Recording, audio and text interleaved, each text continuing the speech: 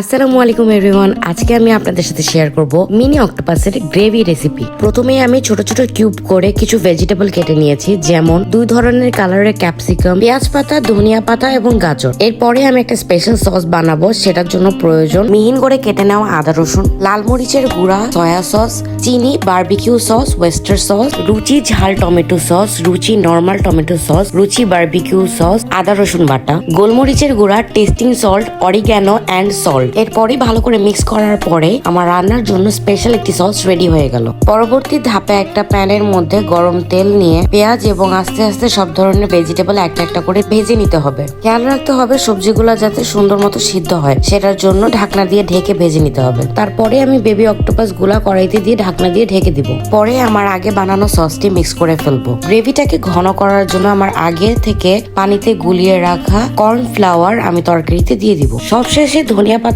দিয়ে নাড়াচাড়া দেওয়ার পরে রেডি হয়ে গেল আমাদের মিনি গ্রেভি অক্টোপাস।